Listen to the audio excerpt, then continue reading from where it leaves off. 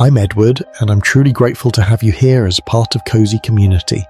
Tonight, a special greeting to our listeners in Maryland. Tell us where you're listening from, and what piece of life advice you would offer to younger generations.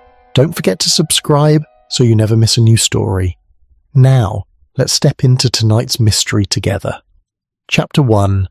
The morning that arrived too early. The milk had not yet been delivered to the doorsteps of St. Mary Mead, when Police Constable Polk found himself cycling rather more quickly than usual along the vicarage road. The sky held that uncertain quality of very early spring mornings, neither quite dark nor properly light, and the hedgerows were still damp with the previous night's mist. Constable Polk was a methodical man who did not care for unusual circumstances, and the message that had reached him at 5:30 that morning had been decidedly unusual. Inspector Slack's house stood at the end of a quiet lane that branched off from the high street, a solid, respectable dwelling of no particular distinction beyond the fact that it housed the most senior police official in the immediate district. It was the sort of house that suggested order, propriety, and an absence of nonsense, qualities that Inspector Slack himself cultivated with some determination. The inspector was not a native of St. Mary Mead, having arrived some years earlier from a larger town, and he maintained a certain professional distance from village affairs that the villagers found either reassuring or irritating depending upon their disposition.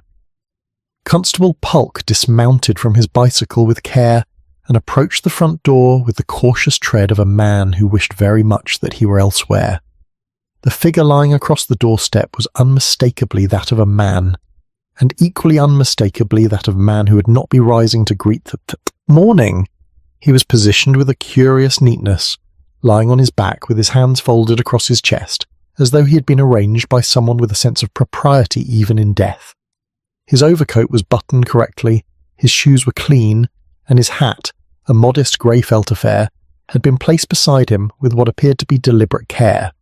Inspector Slack, summoned from his bed by his housekeeper's alarmed knocking, appeared at the door in his dressing gown with an expression that suggested this was precisely the sort of thing that ought not to happen to persons of his standing. He was a man in his early 50s, square-shouldered and sandy-haired, with the air of one who had learned to expect the worst from human nature and was rarely disappointed. "Well, Polk," he said, in a tone that managed to suggest that the constable was somehow responsible for the situation, "this is a pretty business." "Yes, sir," said Constable Polk, who had learned over the years that agreement was often the safest course with the inspector. "Dr. Haydock has been sent for, sir, and I thought it best to inform you directly." "Quite right." Inspector Slack descended to the front steps with the care of a man navigating an obstacle course. "Do we know who he is?" Constable Polk consulted a small notebook with fingers that trembled slightly in the cold morning air. "I believe so, sir. That is to say, Miss Weatherby was passing early. She keeps hens, sir, and is often about at dawn, and she identified him as Mr. Edwin Prowse. He took rooms at Mrs. Clement's house some 3 weeks ago." Inspector Slack's expression shifted imperceptibly. "Prowse," he repeated, as though testing the weight of the name. "I see." What precisely he saw, Constable Polk could not determine, but there was something in the inspector's tone that suggested recognition, or perhaps merely the acknowledgement that a name had been placed within a particular category of village knowledge.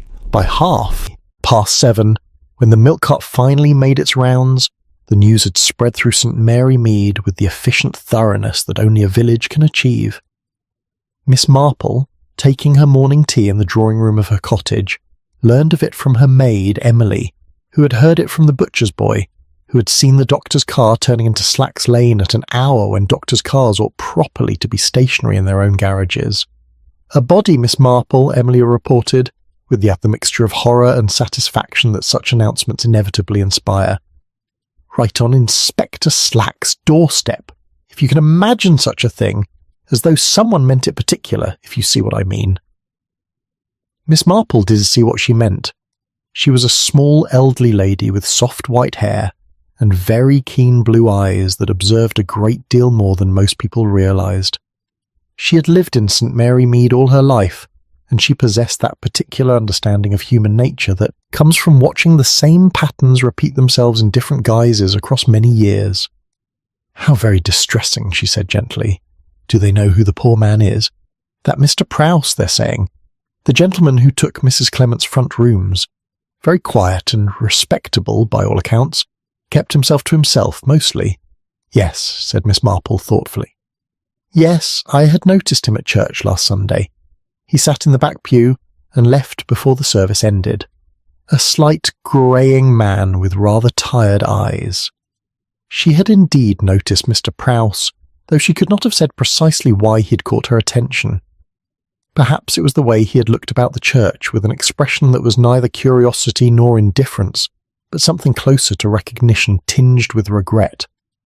Or perhaps it was simply that Miss Marple noticed most things, and filed them away in that capacious memory of hers where apparently insignificant details waited patiently to reveal their significance. By mid-morning, Miss Marple found herself walking along the high street with her shopping basket, observing the village as it absorbed and processed this unexpected event. The reaction she noted was curiously mixed. Mrs. Price, the grocer's wife, expressed appropriate distress, but with an undertone of something that might have been relief. Miss Hartnell, who cultivated strong opinions on most subjects, declared it all very shocking, but seemed oddly unsurprised. Even the vicar, encountered outside the post office, seemed more preoccupied than genuinely disturbed. "Terrible business, Miss Marple," he said, shaking his head. "Though I suppose these things do happen. Heart trouble, most likely. Dr. Haydock seemed to think so. The poor fellow must have felt unwell and sought help at the nearest house of authority." "How very unfortunate," Miss Marple murmured. "Had you spoken with Mr. Prowse at all, Vicar?" "Only briefly. He introduced himself after the service, must have been 2 Sundays ago, said he was staying in the village for a few weeks, mentioned something about having known the area many years ago. I rather gathered he had some family connection, though he didn't elaborate." Miss Marple nodded slowly. Family connections, she reflected, had a way of drawing people back to places they had left behind. Sometimes those connections were pleasant to revisit. Sometimes they were not. By noon she had gathered several additional fragments of information, none of them particularly remarkable in themselves, but collectively forming a pattern that interested her considerably. Mr. Prowse had been seen walking past the Briggs residence on 2 separate occasions, though he had not called there. He had inquired at the library about local history, particularly records from 25 or 30 years previous. He had taken tea at the Blue Boar Inn, and had asked the proprietor if any of the same families still lived in the village that had been there in his youth.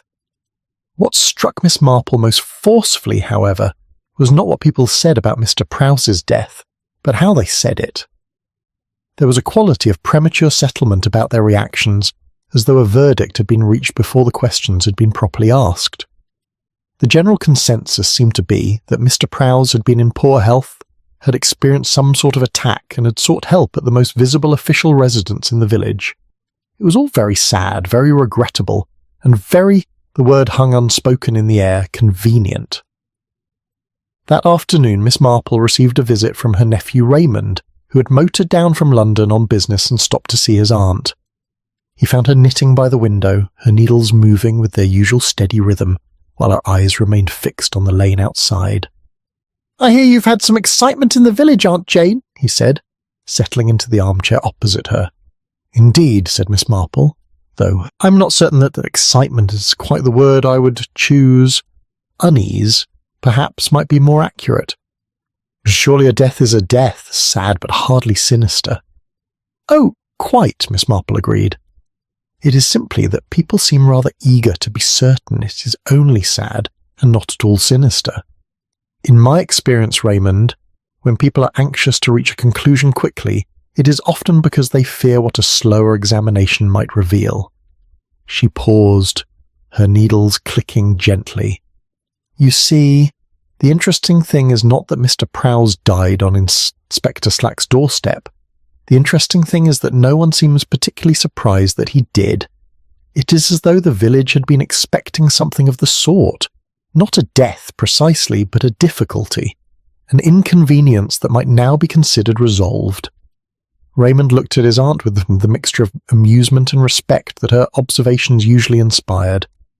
"And what do you think happened?" Miss Marple smiled, gently.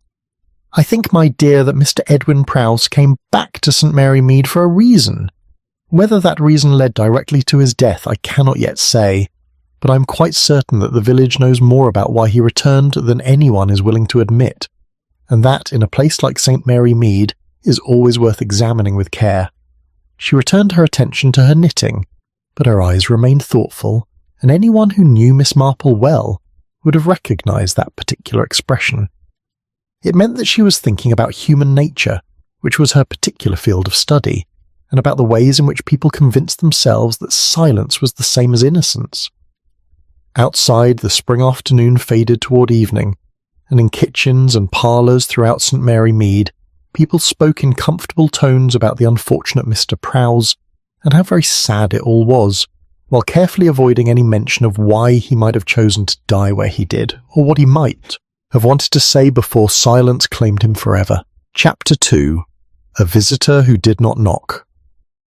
The formal identification of Mr. Edwin Prowse took place on the following morning at the small cottage hospital, though by then the village had already completed its own process of recognition and classification.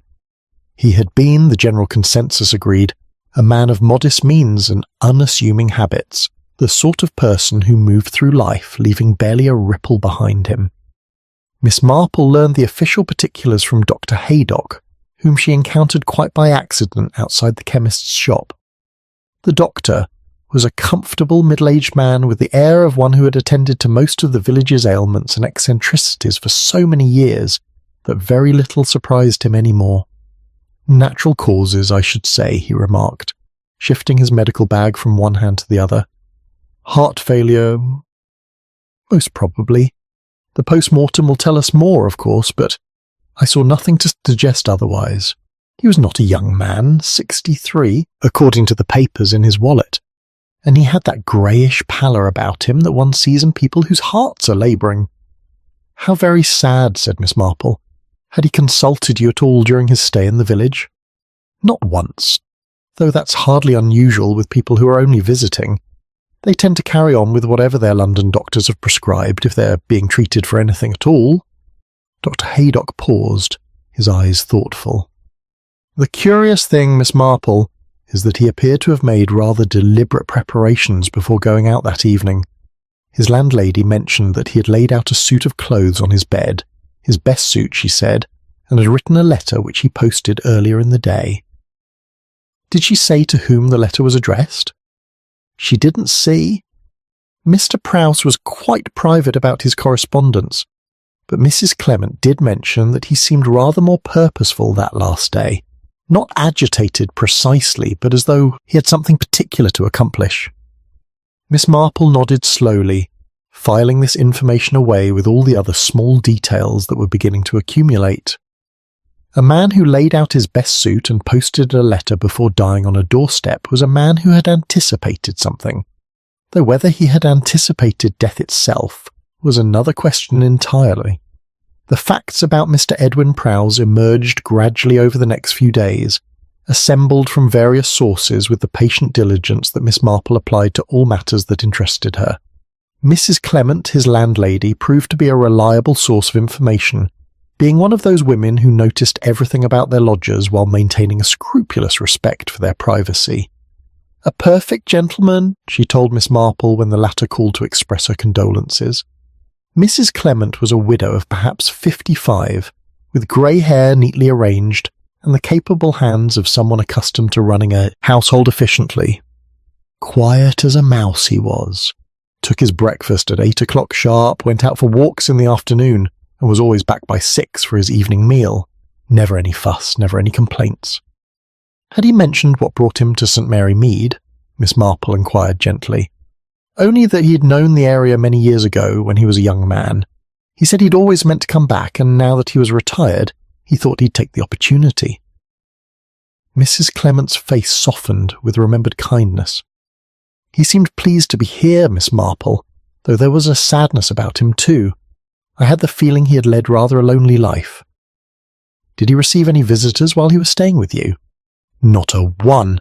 He went out to post letters twice. I saw him at the pillar box on the corner, but no one called at the house. He did ask me once about families in the village, though.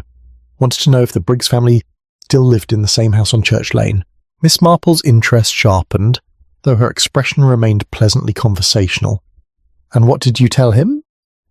Why, that Mrs. Eleanor Briggs has lived there these 40 years or more. She's one of our most respected residents, as I'm sure you know, Miss Marple. Does wonderful work with the Church Fete Committee and the Women's Institute. Her late husband was the solicitor here for many years. Did Mr. Prowse say anything further about the Briggs family? Mrs. Clement frowned slightly, as though trying to recall something that had seemed insignificant at the time. Only that he remembered them from long ago. He said it in an odd way, though not quite wistfully, but as though he were speaking of something that belonged to someone else's life rather than his own. Miss Marple found herself returning home through the churchyard, where she paused to examine the various headstones, with the interest of one who understood that the dead often had a great deal to tell the living. The Briggs family vault was situated in a prominent position, a substantial stone structure that spoke of old money and established position. Mr. Henry Briggs, solicitor, had been laid to rest there some 15 years earlier, and his memorial spoke of his service to the community and his devotion to his family. Eleanor Briggs herself was very much alive, of course, and widely regarded as a pillar of village society. She was a woman in her early 60s, handsome rather than pretty, with silver hair worn in an elegant arrangement and a manner that suggested both competence and compassion. She sat on every important committee, donated generously to every worthy cause, and was consulted on matters ranging from the flower arrangements in church to the appropriate response to various social difficulties that arose in village life. That Mr. Prowse should have asked about the Briggs family was interesting. That he should have done so without calling upon Mrs. Briggs herself was more interesting still. Miss Marple's next source of information proved to be Miss Hartnell, encountered quite by design at the lending library on Thursday afternoon. Miss Hartnell was a formidable woman with strong opinions and an elephantine memory for village history. She had lived in St. Mary Mead for 35 years and considered herself something of an authority on local matters. Edwin Prowse, she said, settling herself in the chair beside Miss Marple with the air of one preparing to deliver a lecture. I knew there was something familiar about the name when I heard it. I've been racking my brains, and it finally came to me. There was a Prowse family living in Much Benham in the late 20s. That's the village just beyond the common, you know. Young Edwin would have been in his early 20s then, I should think. Did you know him? Not to speak to, but I remember there was some connection with the Briggs family. Young Eleanor, she wasn't Mrs. Briggs yet, of course, used to know him quite well, I believe. They were part of the same set of young people. Tennis parties and bicycle rides and all that sort of thing. Miss Hartnell's eyes grew distant with recollection. Then he went away, quite suddenly, to London, I think, or perhaps it was Birmingham. Some sort of position in an office. At any rate, he never came back. How curious, murmured Miss Marple. Not really, Miss Hartnell said briskly. Young people were always going off to the cities in those days, looking for opportunities. The remarkable thing would have been if he'd stayed. Though I do remember thinking at the time that the departure seemed rather abrupt. One week he was here, and the next he was gone. And Miss Eleanor, I mean the future Mrs. Briggs, married Henry Briggs within the year. A very suitable match, everyone agreed. Henry was already established in his father's firm, and Eleanor brought a small inheritance of her own. They seemed very content together. Miss Hartnell paused, then added with the air of one being scrupulously fair. Of course, one never really knows about other people's marriages, does one? But they always appear to deal well together. Miss Marple spent that evening working on a particularly intricate piece of lace, her fingers moving automatically, while her mind wandered over the facts she had gathered. Mr. Edwin Prowse had been a modest man, polite and helpful, easily overlooked. He had returned to St. Mary Mead after more than 30 years away, asking about families he had known in his youth, but making no attempt to renew old acquaintances. He had prepared himself with some care on his final day, as though for an appointment of significance, and had ended his life on Inspector Slack's doorstep rather than seeking help in any of the more logical places one might turn in a medical emergency. The pattern was not yet clear, but Miss Marple had learned long ago that patterns always emerged if one waited patiently and observed carefully. Human nature, she had discovered, was remarkably consistent. People might change their circumstances, their names, their professions, but their essential characters remained remarkably stable. A person who avoided confrontation in youth would likely avoid it in age. Someone who accepted sacrifice as their natural role would continue to do so, lest circumstances forced a change. And someone who returned to a place after 30 years did not do so without a reason. She thought about Mrs. Clement's observation that Mr. Prowse had seemed pleased to be back in the village, yet melancholy. Pleased suggested hope. Melancholy suggested doubt about whether that hope would be fulfilled. And the question he had asked about the Briggs family, phrased not with warmth but with that curious detachment, as though he were speaking of someone else's memories, suggested something more complex than a simple desire to renew old friendships. Outside, the early spring evening darkened into night, and Miss Marple's needles continued their steady rhythm. She was not yet certain what had brought Edwin Prowse back to St. Mary Mead, but she was increasingly confident that whatever it was, the village had already decided how his story should end. The question that interested her was whether that ending had been chosen for convenience, or whether the truth might prove rather more uncomfortable than anyone wished to acknowledge. Time, Miss Marple reflected, had a way of burying things. But occasionally the past had other ideas about where it wished to lie. Chapter 3, Sympathy Offered Out of Turn. The inquest into the death of Mr. Edwin Prowse was held on the Monday following in the cramped upstairs room of the Blue Boar Inn that served as the village's makeshift courthouse for such occasions. Miss Marple did not attend. She had never been one to push herself forward in official matters, but she heard a full account of the proceedings from several sources, each of whom added their own particular shading to the facts. The medical evidence, as delivered by Dr. Haydock, was straightforward enough. Heart failure, brought on by coronary disease of long standing. Mr. Prowse had likely experienced chest pains or difficulty breathing, and had sought help at the nearest house of authority.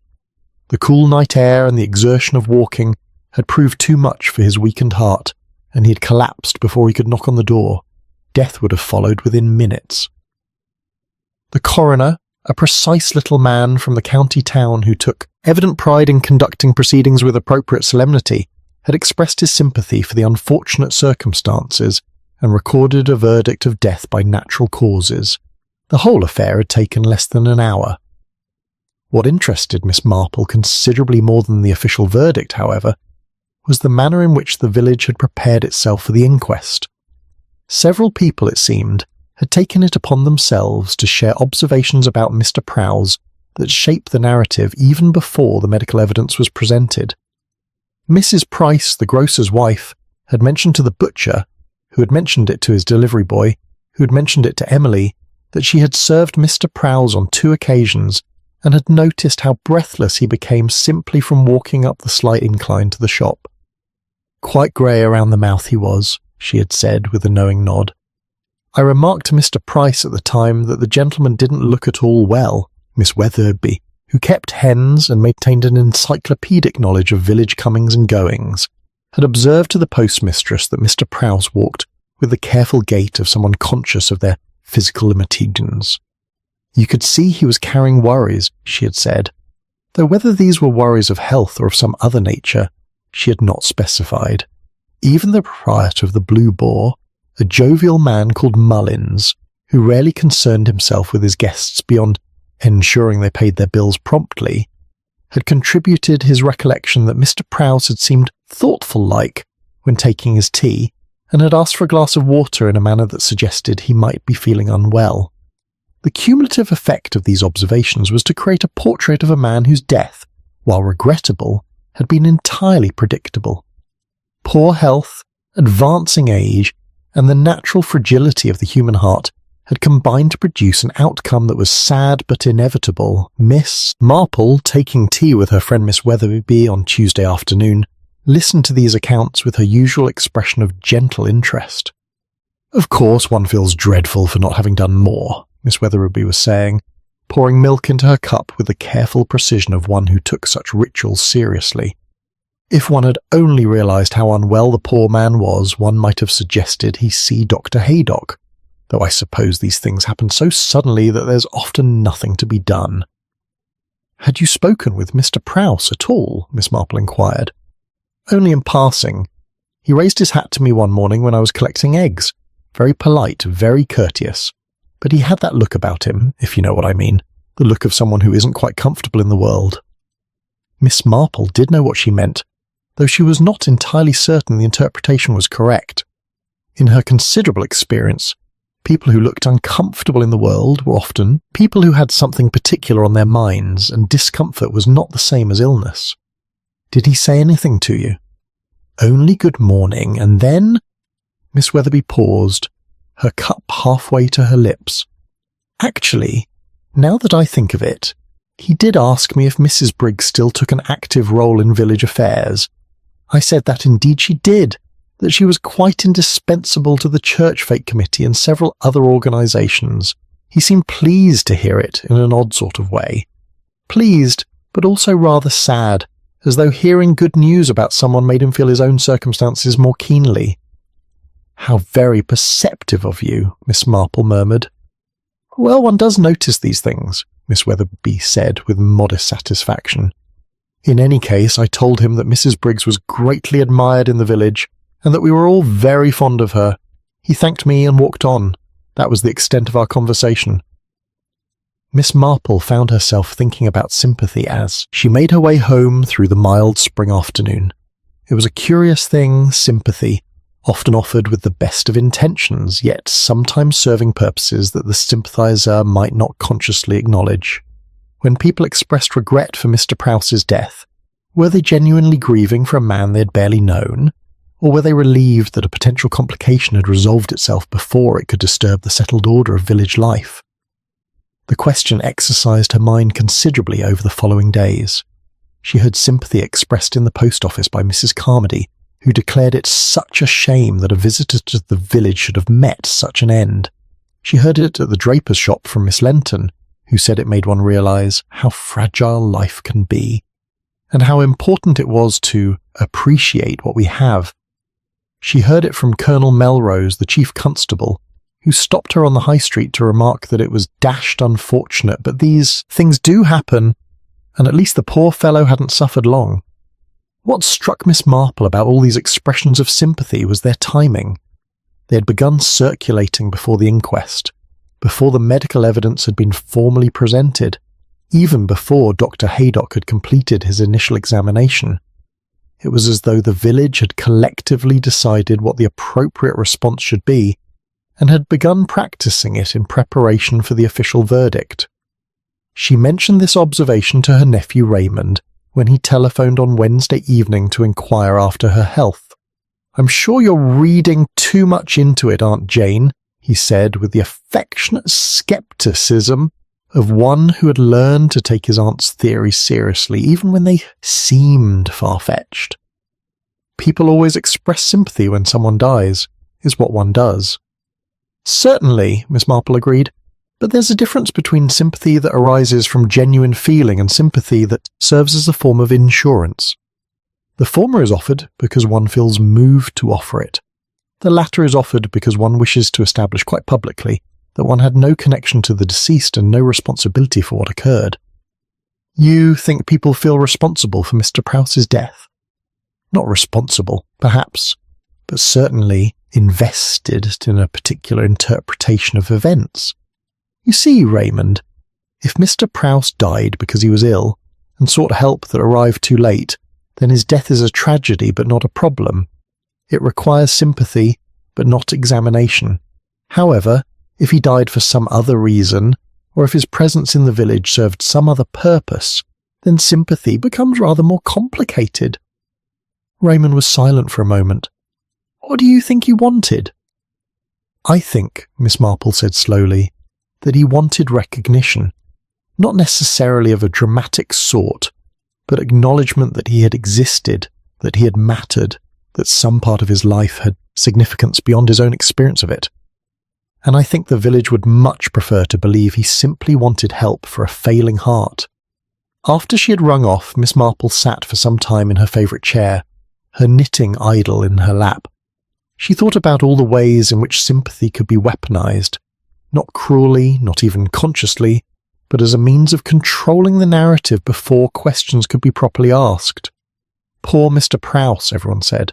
So ill, so unfortunate, so and in saying these things repeatedly, they made it increasingly difficult for anyone to suggest that perhaps the story was more complicated than a simple medical emergency.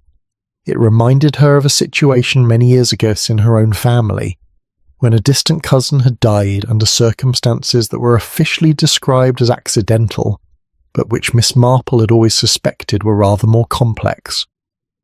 The family had responded with an outpouring of sympathy that was both genuine and strategic, effectively preventing any uncomfortable questions about why the cousin had been in that particular place at that particular time. Sympathy, Miss Marple reflected, was often the kindest of emotions, but it could also be the most convenient.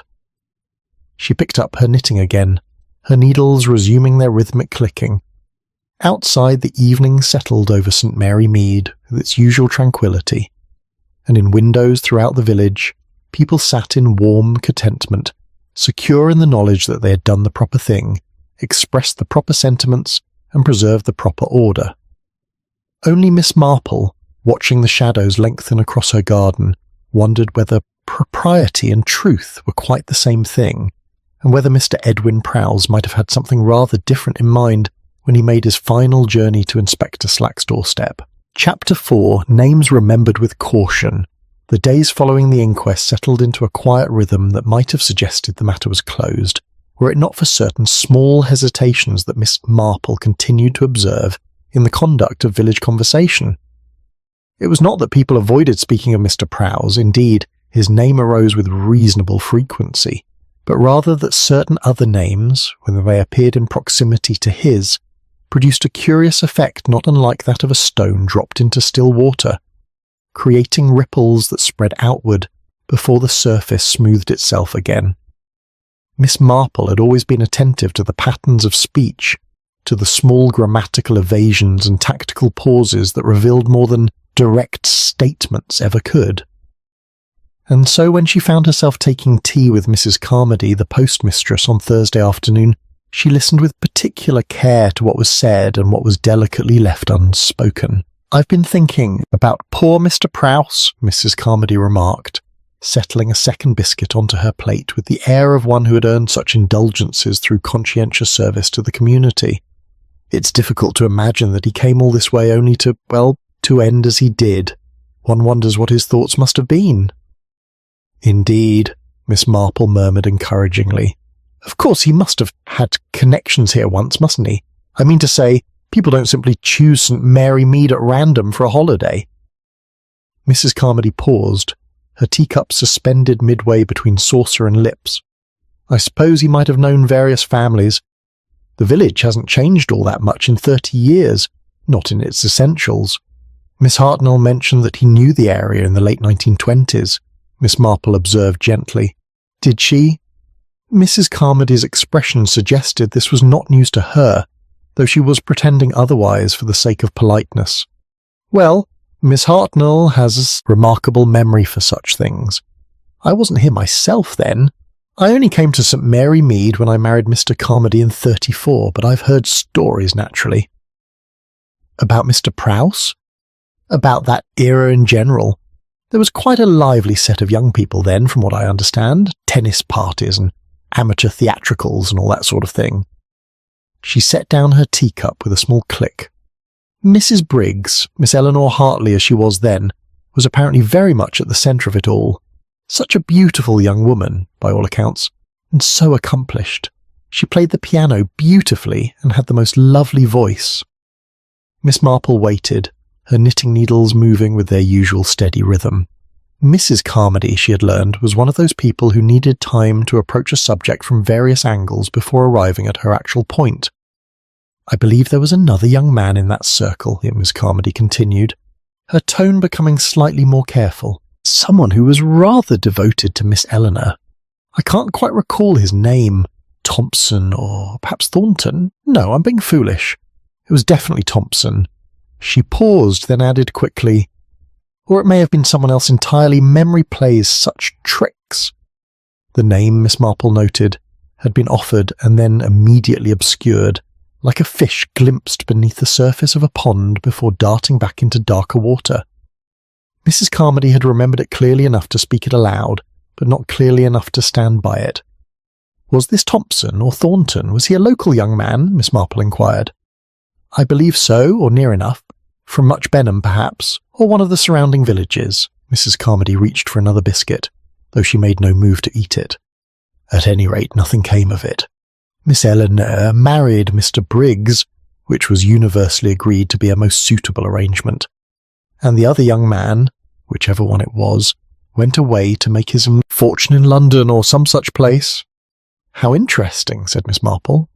Not really, Mrs. Carmody said quickly. These things happen all the time, don't they? Young attachments that don't develop into anything permanent. It's all perfectly natural and nothing to be remarked upon. Which was, Miss Marple reflected, precisely why Mrs. Carmody was remarking upon it at such length. A similar pattern emerged over the following days. The vicar, encountered in the churchyard on Friday morning, mentioned in passing that he had been reviewing the parish registers from the 1920s and had noticed several familiar surnames. The Briggs family, of course, has been prominent in the parish records for generations, he said, pruning shears bowl in hand as he attended to an unruly rosebush. And there were various other families. The Hartleys, naturally, before Miss Eleanor's marriage. The Venables, the Carstairs family, though they moved away before the war. And let me see, wasn't there someone named Pearson? Or perhaps it was Peterson. Or Prowse, Miss Marple suggested mildly. The vicar paused in his pruning. Prowse, yes, possibly, though I don't believe they were actually resident in St. Mary Mead proper. The name does sound familiar, however. Perhaps they attended services here occasionally. He returned to his rosebush with renewed vigour, and Miss Marple understood that the subject had been raised, acknowledged, and was now considered sufficiently discussed. Later that same afternoon she encountered Miss Hartnell outside the draper's shop. Miss Hartnell, who had initially been quite forthcoming about her recollections of the 1920s, now seemed to have developed a curious vagueness about certain particulars. I've been thinking about our conversation the other day, she said, adjusting her rather formidable hat against a freshening breeze. And I'm not entirely certain I had the details correct about that Prowse young man. Memory is such an unreliable instrument, isn't it? One thinks one remembers things quite clearly, and then upon reflection one realises one might have confused entirely different events. You mentioned that he left rather suddenly, Miss Marple prompted. Did I? Well, perhaps he did. Or perhaps it only seemed sudden, because one wasn't paying particular attention at the time. Young people were always coming and going in those days. Miss Hartnell's gaze drifted toward the church spire, as though seeking divine guidance.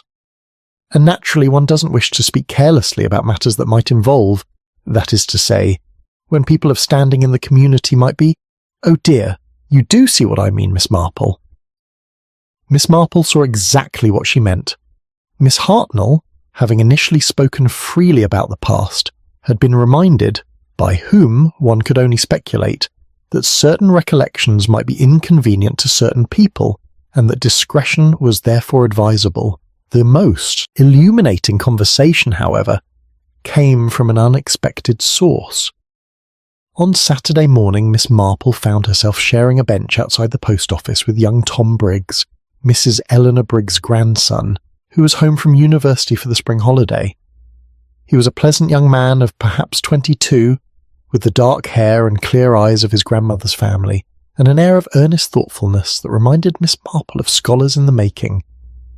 "Rotten business about that fellow dying on Inspector Slack's doorstep," he remarked, stretching his long legs out before him.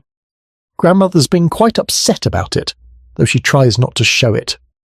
"Has she?" Miss Marple said with interest. "I wasn't aware that Mrs. Briggs knew Mr. Prowse." "Oh, she didn't. Not recently, at any rate." Tom frowned as though working through something that puzzled him. but apparently he was someone she'd known years ago, before she married grandfather. She mentioned it when she heard about his death, said it was dreadful to think of someone from one's past ending their days alone in a strange place. That must have been distressing for her. Yes, rather, though she seemed more troubled than one might expect for someone who was merely an old acquaintance. Tom glanced at Miss Marple, then away again. The odd thing is, when I asked her about him, what he'd been like, whether they'd been friends, she became quite vague. Said she could barely remember him, that he had been part of a large group of young people and hadn't made any particular impression. But if that's true, why would his death upset her? It was, Miss Marple reflected, an excellent question.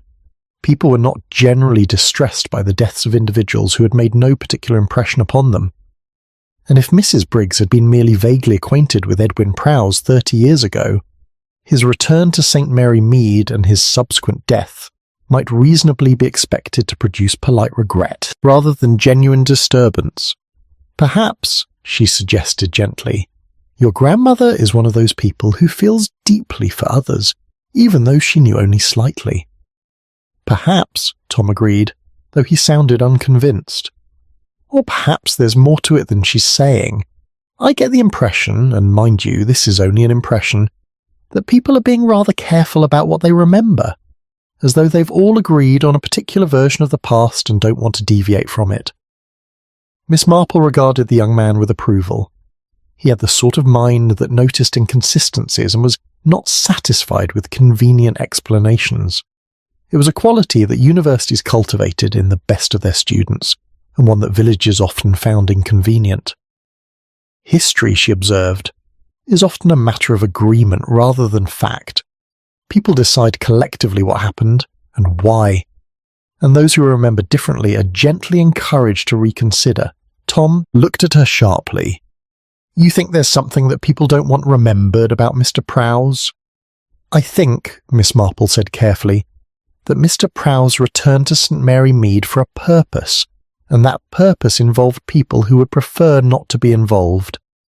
Whether that has anything to do with his death, I cannot say, but I have noticed that certain names are being remembered with considerable caution, which suggests that they are connected in ways people find delicate to discuss.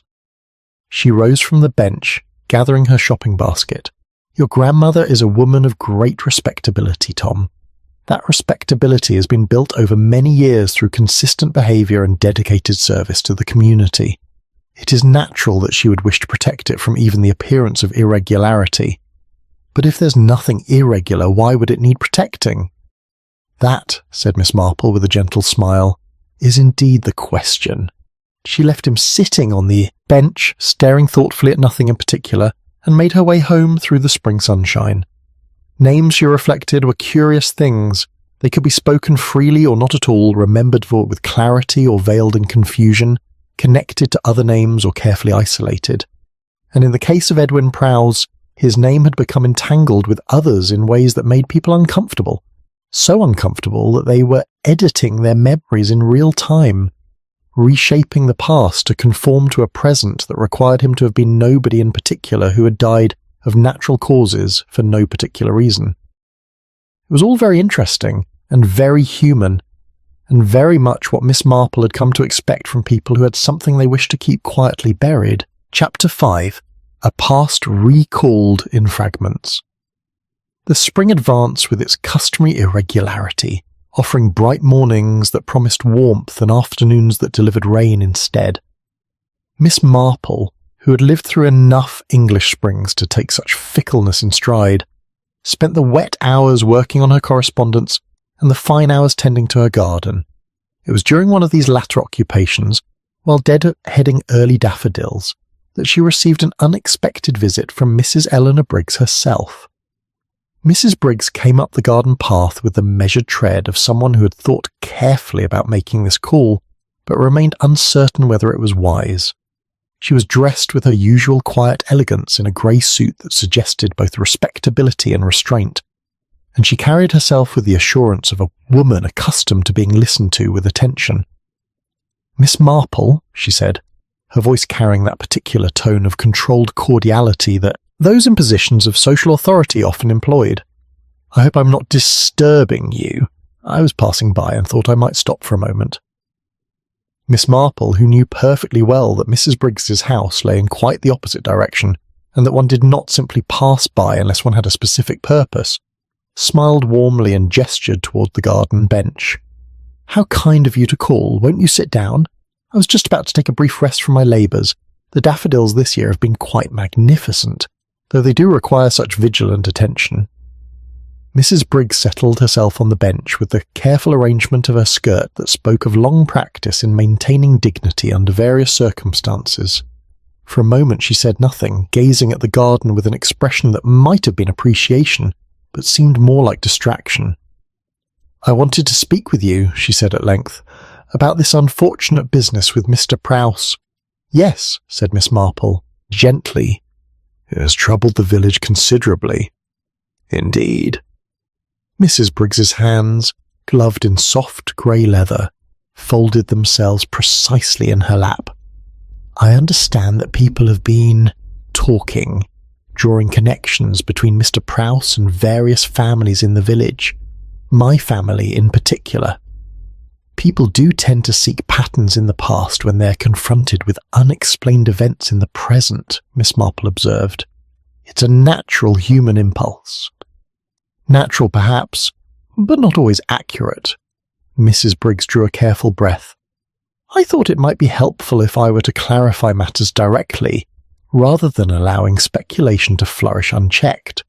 You see, I did know Edwin Prowse many years ago. We were young together, part of the same social circle. But it was never anything more than that, a friendship, if you can even call it that, merely pleasant acquaintance." Miss Marple listened with the attentive silence of one who understood that people revealed more when they believed they were controlling the narrative. "He was a nice young man," Mrs. Briggs continued, her gaze fixed on some middle distance that might have been the garden wall, or might have been a summer afternoon 3 decades past. "Quiet, considerate, always willing to help with whatever needed doing. We would organise tennis parties or picnics, and Edwin would arrive early to help set things up and stay late to help clear away. That was his nature, helpful, unassuming, content to be useful rather than prominent. He sounds like a very agreeable person. He was. Everyone liked him, though I'm not certain anyone knew him particularly well. He had a way of being present without quite being visible, if that makes sense." Mrs. Briggs paused, a small crease appearing between her brows. "There was a summer, it must have been 28 or 29, when several families experienced difficulties of various sorts. Nothing dramatic, you understand. Financial worries, family disagreements, matters that require discretion and tact to resolve." Miss Marple nodded encouragingly, her hands resting quietly in her lap. "Edwin became something of a go-between during that time. He had no standing in society, no position to protect, and so people felt comfortable confiding in him. He would carry messages, make discreet inquiries, help arrange meetings between parties who couldn't be seen to meet directly. It was all very—" Mrs. Briggs searched for the word. "Irregular, I suppose, but also rather necessary. Village life can be complicated, and sometimes problems need to be solved quietly to avoid embarrassment." "I quite understand," Miss Marple said. "And you yourself had occasion to make use of Mr. Prowse's assistance." Mrs. Briggs's pause was fractional, but it was there. "My family did, yes. There was a situation involving my younger brother. Nothing serious, but the sort of thing that could have caused difficulty if it had become public knowledge. Edwin helped to resolve it with great tact and discretion. We were grateful to him. How fortunate that he was willing to be of service." "Yes." Mrs. Briggs's voice had taken on a quality that was difficult to define. Not quite defensive, but certainly careful. "He never asked for anything in return, never sought recognition or reward. He simply helped because he was that sort of person, and then quite suddenly he left, went to London to take up a position in some office or other. We all thought it very sensible. There wasn't much opportunity for young men in the villages back then, and London offered the chance for advancement." Miss Marple waited, but Mrs. Briggs seemed to have reached the end of what she wished to say. The silence stretched between them, filled only by the distant call of a blackbird and the rustle of leaves in the freshening breeze. "Did you keep in touch with him after he left?" Miss Marple asked eventually. "No, there was no reason to. He was a pleasant acquaintance from one's youth, nothing more. I married Henry the following year, and one's life becomes quite full with different concerns." Mrs. Briggs straightened her shoulders slightly. "I was surprised to learn that he had returned to St. Mary Mead, and deeply sorry, of course, to hear of his death. But I want you to understand, Miss Marple, that there was nothing between us, no attachment, no understanding, nothing that would account for the whispers I've been hearing." "I'm sure no one has suggested otherwise," Miss Marple said soothingly. "Haven't they?" A note of something sharper entered Mrs. Briggs' voice. "I've lived in this village for 40 years, Miss Marple. I know how people talk, how small coincidences become elaborate theories. A man I once knew dies on a doorstep, and suddenly people are inventing romances and broken hearts and dramatic farewells that never occurred." She rose from the bench with the decisive movement of someone who had said what she came to say and wished to be gone before any uncomfortable questions could be asked. "I simply wanted you to know the truth," she said. "Edwin Prowse was a kind young man who helped my family once, many years ago. I regret his death as I would regret any death, but there's nothing mysterious about our connection, and nothing about his return to St. Mary Mead as that has any bearing on my life now." Miss Marple stood as well, her expression perfectly sympathetic.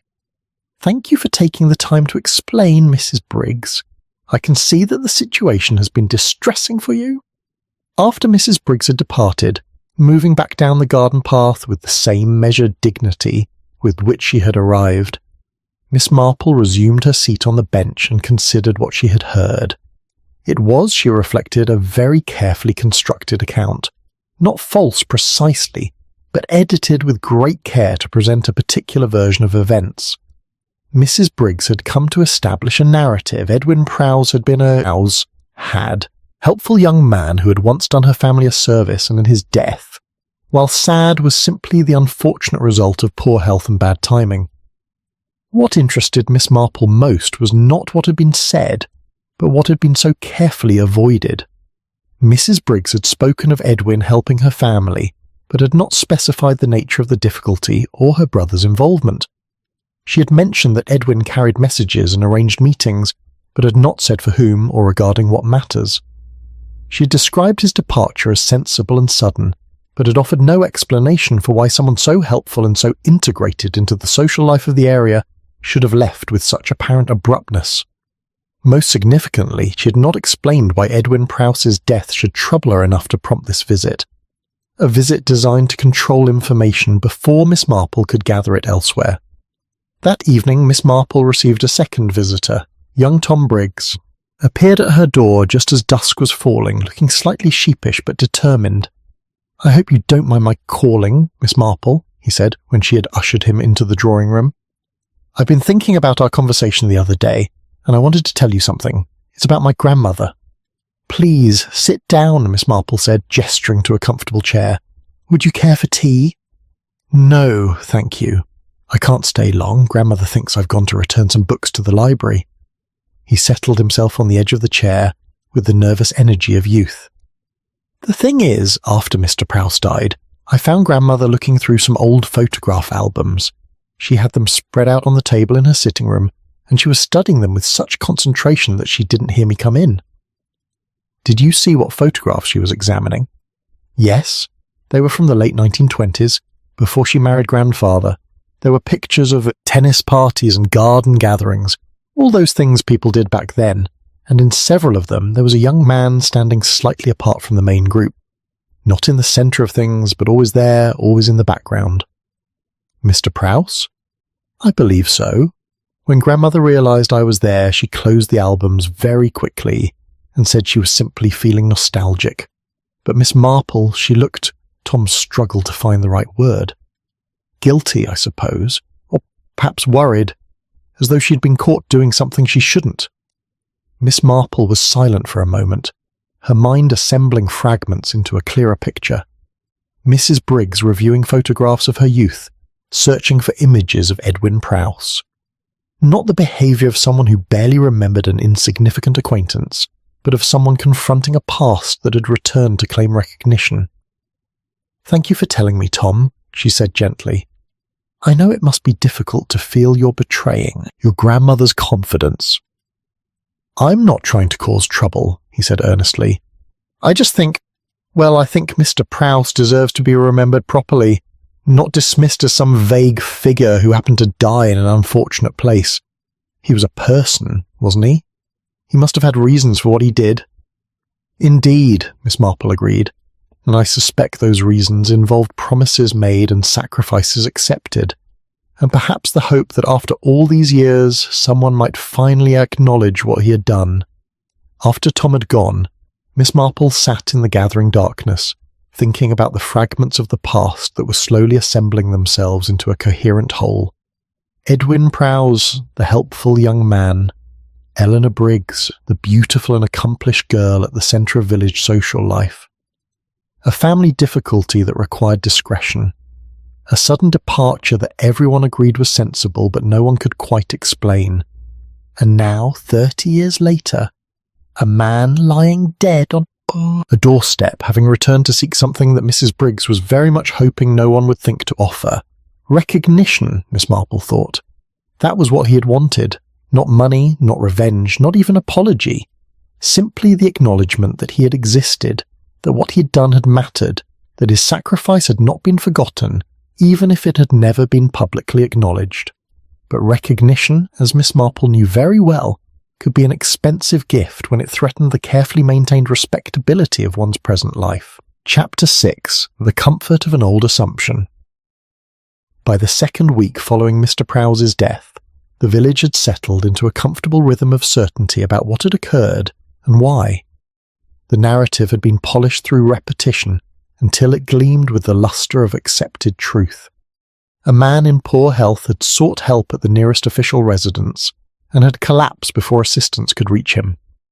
It was tragic, but it was also tidily explicable, requiring no further investigation and disturbing no settled arrangements.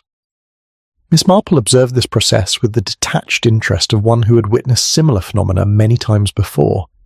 Villages, she had long since concluded, possessed a remarkable talent for collective agreement, not necessarily about what had actually happened, but about what it would be most convenient to believe had happened. And once such an agreement had been reached, it became increasingly difficult for alternative interpretations to gain purchase. The Sunday service that week provided ample evidence of this communal consensus. The vicar in his sermon made reference to the uncertainty of mortal life and the importance of seeking divine assistance in times of physical distress. Several heads nodded approvingly at this oblique allusion to Mr. Prowse's final moments. Mrs. Price whispered to her neighbour that it was all very sad, but at least the poor gentleman had tried to get help. Miss Weatherby was heard to remark during the social gathering after the service that one must be grateful Mr. Prowse hadn't suffered long. Even Inspector Slack, whose professional responsibilities might have been expected to produce a more questioning attitude, seemed perfectly satisfied with the official conclusion.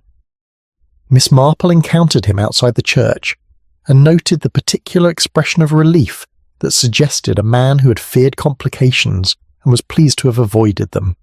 "Straightforward case in the end," he remarked, adjusting his hat against a light drizzle that had begun to fall. "Natural causes, just as Dr. Haydock suspected from the start. These things happen, particularly with men of a certain age who don't take proper care of their health." "Had Mr. Prowse consulted a physician in London?" Miss Marple inquired mildly.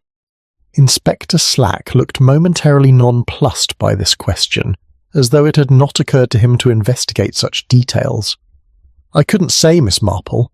His landlady mentioned no regular medications, and there was nothing in his effects to suggest ongoing medical treatment. But that doesn't mean he wasn't aware of heart trouble. Many men prefer to ignore such warnings until it's too late." "How very unfortunate," Miss Marple murmured. "Quite. Still, at least there's no mystery about it. Man felt unwell, sought help, succumbed before it arrived. All perfectly clear, The inspector's tone carried that quality of finality which suggested he would not welcome any observations that might cloud such welcome clarity. Miss Marple made no such observations, merely inclining her head in polite acknowledgement before continuing on her way. There was, she had learned, no profit in challenging assumptions that people found comforting, particularly when those assumptions served multiple purposes simultaneously. Inspector Slack was relieved to have a death that required no investigation. Mrs. Briggs was relieved to have her past remain undisturbed. The village was relieved to return to its customary routines without the discomfort of unanswered questions. Only Miss Marple, it seemed, found the comfort of these assumptions somewhat less than entirely convincing. She spent Monday afternoon at the lending library, ostensibly in search of a new novel, but in fact engaged in conversation with Miss Trimble, the librarian, who possessed both a methodical mind and an excellent memory for seemingly trivial details. "I was thinking about Mr. Prowse," Miss Marple remarked while examining a volume of essays she had no intention of borrowing. "Mrs. Clement mentioned that he visited the library during his stay. I wondered what sorts of books might have interested him." Miss Trimble, a small, precise woman with spectacles that magnified her already large eyes, consulted her records with evident satisfaction. "Indeed he did, Miss Marple. He came in twice. The first time he inquired about local history, particularly anything relating to the village in the 1920s. I directed him to the parish chronicles and some old copies of the county gazette that we keep in the reference section." "Did he find what he was looking for?" "He seemed quite absorbed in his reading. He made some notes. I remember seeing him with a small notebook, though of course I couldn't see what he was writing. The second time he came, he asked if we had any old photograph collections or village directories from that same period." "And did you?" "We have a small collection of photographs donated by various families over the years. Nothing terribly comprehensive, but he spent nearly an hour examining them." Miss Trimble paused, her expression thoughtful. "He seemed particularly interested in group photographs from tennis parties and garden fêtes. I remember thinking it curious that he would be so focused on those specific years, almost as though he were looking for confirmation of something rather than simply indulging in nostalgia."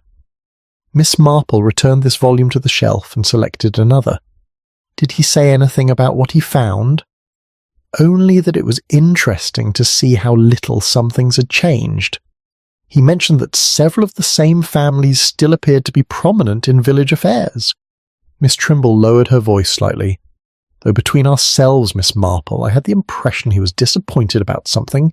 Not angry, but perhaps let down, if you understand me." Miss Marple understood perfectly. A man who returned after 30 years, hoping for change, or perhaps hoping that change had made acknowledgement possible, only to discover that the same structures of respectability and reputation remained firmly in place.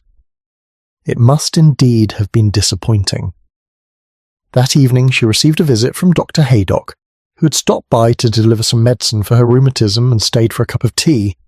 The doctor was a perceptive man who, unlike many of his colleagues, understood that Miss Marple's interest in village affairs arose from genuine intellectual curiosity rather than idle gossip. "I've been thinking about the Prowse case," he said, settling himself in the armchair, with the ease of an old friend. "Not because I doubt my diagnosis, the heart failure was quite evident, but because there's something about the circumstances that doesn't quite satisfy." "In what way?" "Well, consider the location. If a man feels his heart failing, his instinct is to seek the nearest help, certainly. But there were 3 houses closer to Mrs. Clement's than Inspector Slack's. There was the Venables' cottage, the Pritchard house, and old Mrs. Caldwell's place, all of which he would have passed on the way, yet he continued on to Slack's residence specifically. Perhaps he felt that official assistance would be more reliable, Miss Marple suggested. Perhaps. Or perhaps he had a different purpose in choosing that particular doorstep. Dr. Haydock stirred his tea thoughtfully. "I'm not suggesting anything sinister, you understand, but I do wonder if the poor fellow intended to make some sort of statement. People in extremis sometimes choose symbolism over practicality." "A statement to whom?" "That's the question, isn't it? If you're going to die, and I think he probably knew he was dying, or at least feared it, you might choose to do so in a place that had meaning. Inspector Slack represents authority, official notice, the impossibility of being quietly ignored. The doctor met Miss Marple's eyes with understanding. One might almost say he was ensuring that his presence couldn't be dismissed or forgotten. Miss Marple nodded slowly. It was a theory that aligned with her own developing understanding of Edwin Prowse's character and intentions. A man who had spent his life being helpful and unassuming, who had accepted sacrifice as his natural role, but who had finally decided that he deserved to be seen, to be acknowledged, to have his existence registered in some official capacity. The villagers decided it was simply bad luck and poor health, she observed. Yes, and that's certainly the safest interpretation, Haydock agreed. It absolves everyone of any responsibility beyond general human sympathy. No awkward questions, no uncomfortable revelations, no need to examine whether anyone might have done something different that would have altered the outcome. He finished his tea and set down the cup with a small sigh. I'm a doctor. Miss Marple, not a detective. My job is to determine how people died, not why they chose to die where they did. But I've lived long enough to know that convenience and truth don't always align perfectly, and that sometimes the most comfortable assumptions are the ones that bear the closest scrutiny. After he'd gone, Miss Marple sat in the gathering twilight, thinking about assumptions and the purposes they served. The assumption that Mr. Prowse had simply sought help was comfortable because it required nothing of anyone. It demanded no examination of conscience, no acknowledgement of past obligations, no recognition that someone might have returned seeking something other than medical assistance. But comfort, as Miss Marple had observed many times throughout her long life, was often the enemy of understanding. People chose comfortable explanations not because they were true, but because they allowed life to continue undisturbed. And in a village like St. Mary Mead, where reputation and respectability were carefully cultivated over decades, the disruption of uncomfortable truths could be more alarming than the presence of a corpse. The question was not whether the village's assumption was convenient. Clearly it was. The question was whether anyone would be willing to look beyond that convenience to see what Edwin Prowse had actually been trying to say by choosing to end his life on a particular doorstep at a particular time. And if Miss Marple's suspicions were correct, what he had been trying to say was that he would no longer cooperate in his own erasure from history, that he had existed and mattered and deserved to be remembered, and that if acknowledgement would not come voluntarily, he would claim it through the only means remaining to him, which was both heartbreaking and, in its quiet way, rather brave. Chapter 7. What had been quietly accepted.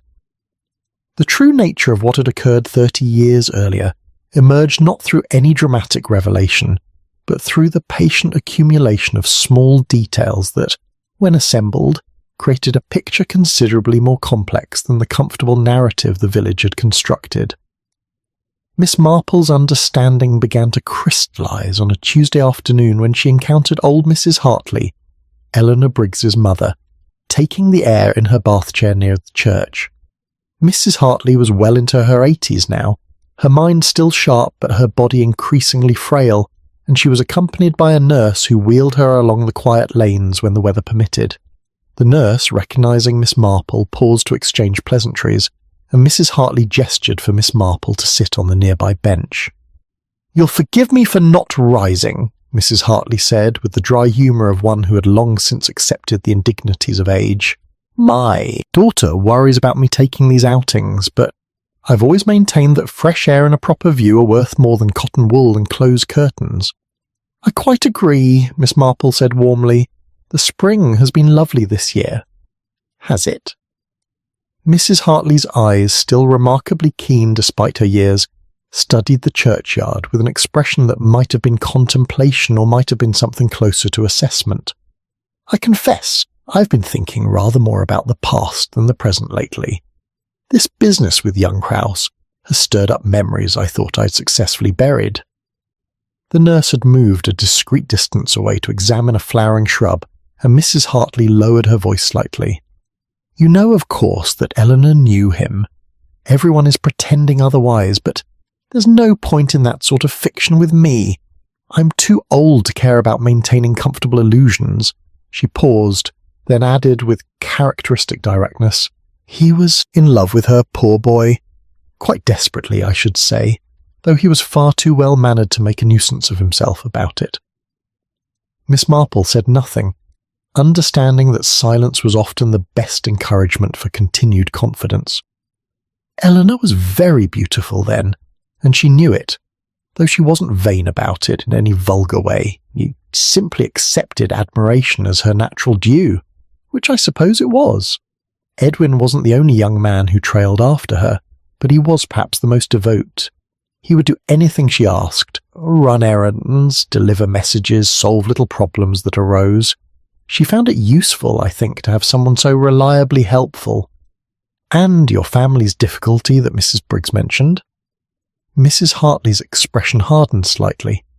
My son, Eleanor's younger brother, got himself into a foolish situation with a girl from the village. Nothing that couldn't be managed, but it required discretion and a certain amount of money. The girl's family were not unreasonable people, but they needed assurance that their daughter would be looked after properly. I see. Eleanor asked Edwin to help. She explained the situation, and he agreed immediately to act as intermediary. More than that, actually, he offered to provide the necessary funds himself, though heaven knows he couldn't afford it. He worked as a clerk somewhere, barely made enough to keep himself. But Eleanor had asked, and that was sufficient for him. Miss Marple absorbed this quietly.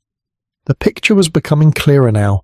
A young man in love, willing to sacrifice his modest resources for the sake of the woman he admired. But there was more to it than simple chivalry. The arrangement, Mrs. Hartley continued, was that Edwin would handle everything. He would provide the money, negotiate with the girl's family, ensure she was settled somewhere suitable.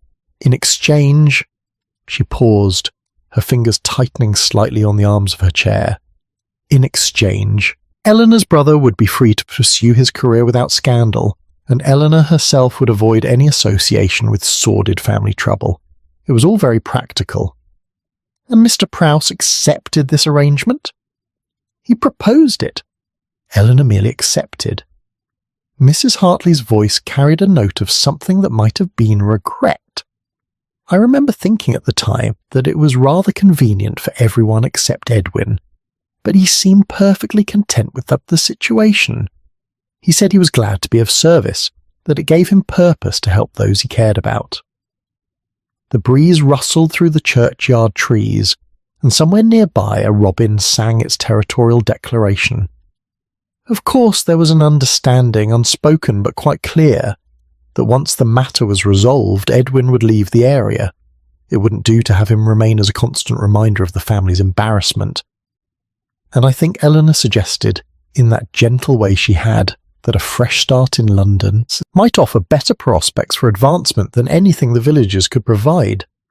So he left, within a fortnight of settling the matter. Very sudden, everyone said, but also very sensible. And Eleanor married Henry Briggs 9 months later, which was considered an excellent match. Henry's family had money and position, and he was devoted to Eleanor in his steady, undemonstrative way. Not romantic devotion, perhaps, but solid and dependable. Mrs. Hartley shifted in her chair, and for a moment she looked every one of her 80-odd years. I've often wondered if Edwin expected some acknowledgement, not public recognition, of course. That would have defeated the purpose of his sacrifice, but perhaps a letter of thanks, or some private expression of gratitude. Eleanor never sent one. She said it was better to make a clean break, that maintaining contact would only make things more difficult for him. And your daughter accepted this as the sensible course? Eleanor has always been very practical about such matters. She believes that once a difficulty has been resolved, it's best not to dwell on the methods by which the resolution was achieved. She thought Edwin would prefer to move forward with his life rather than remain attached to a past that held no real future for him. Miss Marple considered this carefully. It was, she reflected, a very particular form of kindness, the kind that made decisions for others based on what one believed would be best for them, rather than asking what they might actually want.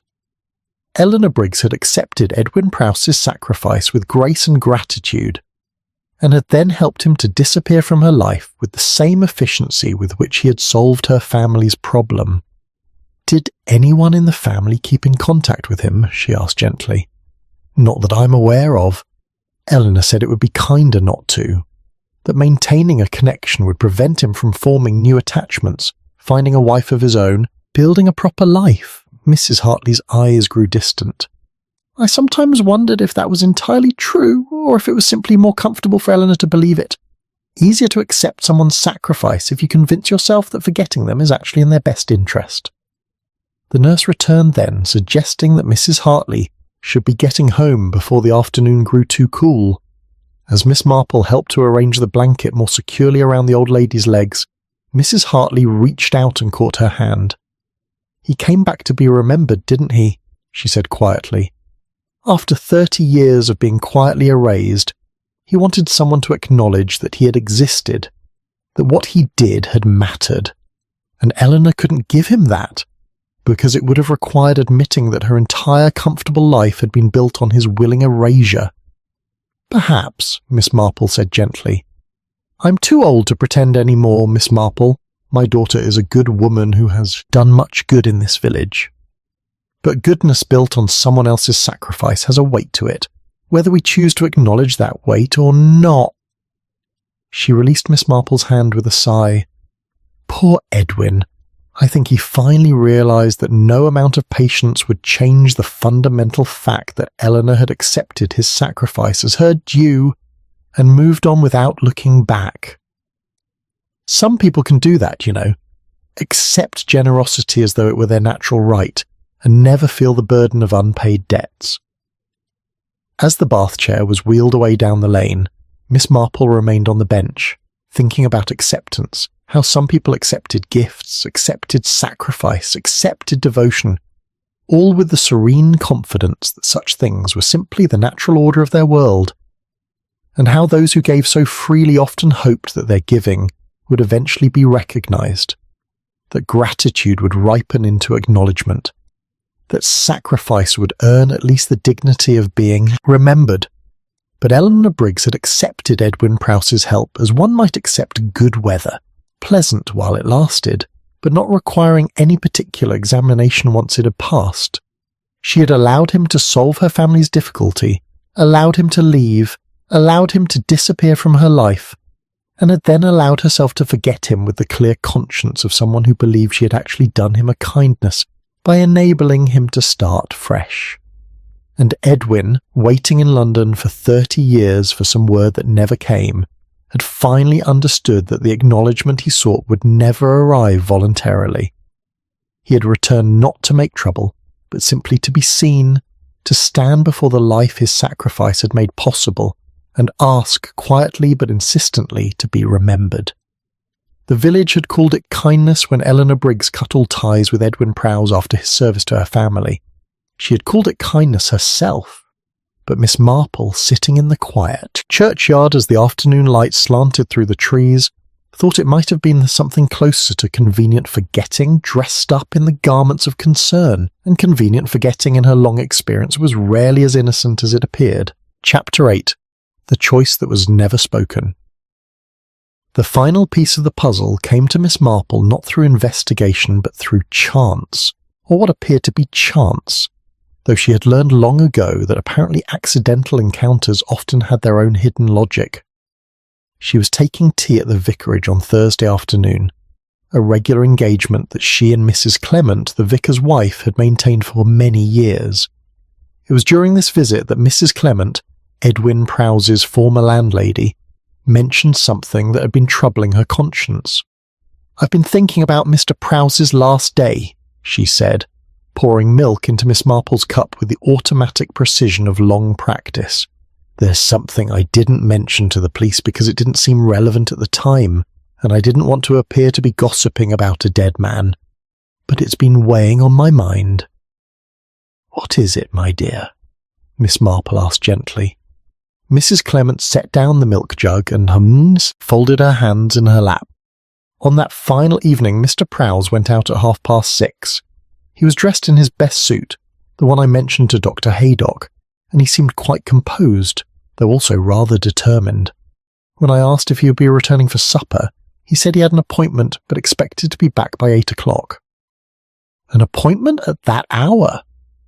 Yes, I thought it odd at the time, but of course it wasn't my place to question him. He was always very punctual about meals, very considerate about giving me notice if his plans changed. So when 8 o'clock came and went, and then 9, I began to worry. Miss Marple waited, her teacup held delicately between her hands. At 9:30, I received a telephone call. It was Mr. Prowse himself, calling from the public telephone box near the green. He sounded subdued, but perfectly calm. He said he wouldn't be requiring supper after all, and that I shouldn't wait up for him. He thanked me for my hospitality during his stay. Mrs. Clement's voice wavered slightly. It was as though he was saying goodbye, Miss Marple, though I didn't realise it at the time. Did he say anything else? Only that he had tried to do the right thing, and that sometimes the right thing wasn't enough. Those were his exact words. Sometimes the right thing isn't enough. Then he rang off. Miss Marple set down her teacup with careful deliberation. A telephone call at 9:30, an hour before Constable Polk discovered the body at the 10:30, and Edwin Prowse speaking of trying to do the right thing, as though some attempt had been made and had failed. Mrs. Clement, you said he went out at 6:30 for an appointment. Do you know where this appointment was? He didn't say specifically, but I noticed which direction he walked. Toward Church Lane. Mrs. Clement's expression grew troubled. That's where Mrs. Briggs lives, Miss Marple, and when I mentioned the telephone call to my husband later, he reminded me that he had seen Mrs. Briggs returning home around 8 o'clock that evening. She'd been visiting her daughter in the next village and had taken the later bus back. The picture was becoming clearer now, each detail sliding into place with the inevitability of a well-constructed puzzle. Edwin Prowse had gone to see Eleanor Briggs at 6:30. He had been there when she returned home at 8, and by 9:30 he was telephoning his landlady to say goodbye. What had transpired during that hour and a half? Miss Marple found herself later that afternoon walking past the Briggs residence on Church Lane, a handsome house of old brick with a well-tended garden.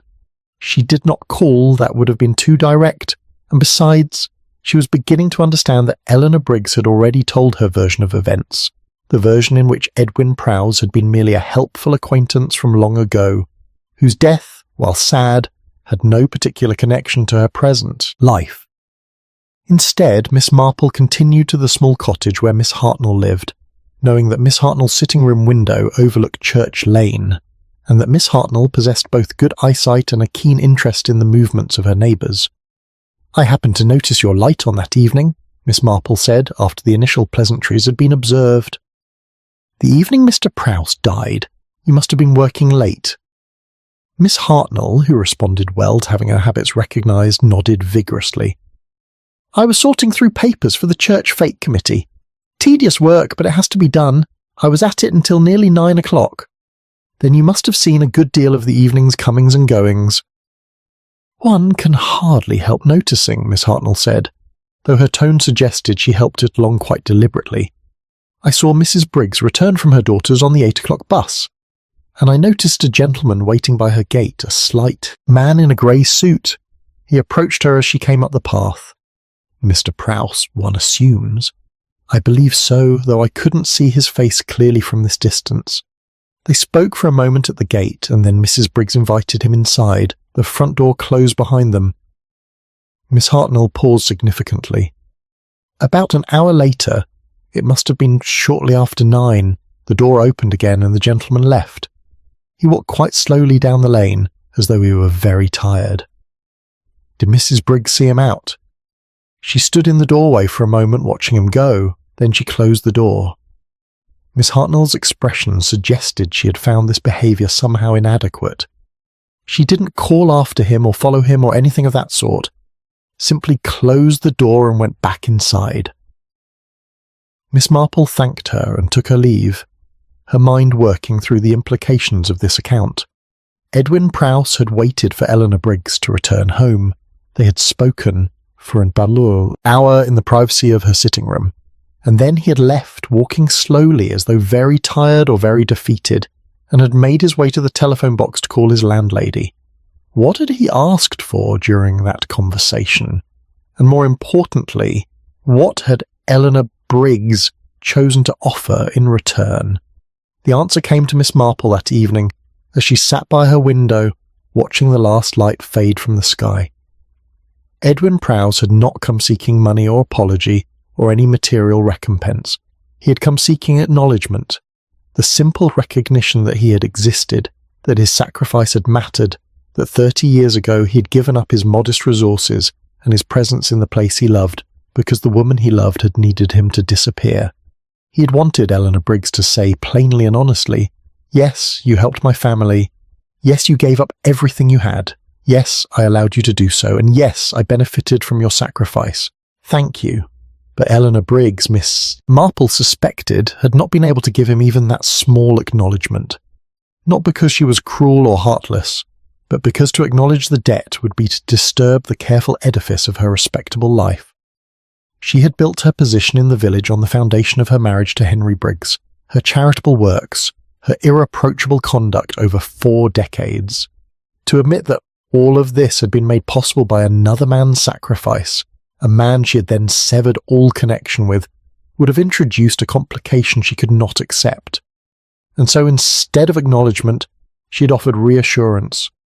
She had told Edwin in that gentle, reasonable way of hers that he had done a good thing all those years ago, that everyone had benefited, including himself, by making a fresh start in London, that there was no debt because there had never been an obligation, only a friend helping friends, as friends do. That dwelling on the past served no purpose when everyone had moved on so successfully. She had refused, quite kindly, to see what he needed her to see. And Edwin Prowse, listening to this careful revision of history in which his sacrifice became merely friendly assistance and his erasure became his own good fortune, had understood finally that the acknowledgement he sought would never come. Eleanor Briggs had spent 30 years constructing a version of events that required him to have been unimportant, and she would not abandon that construction now, no matter how gently he asked. So he had thanked her for seeing him, had walked slowly away from the house on Church Lane, and had made his way to the most official, most public, most unavoidable location he could think of, the doorstep of the village's senior police officer.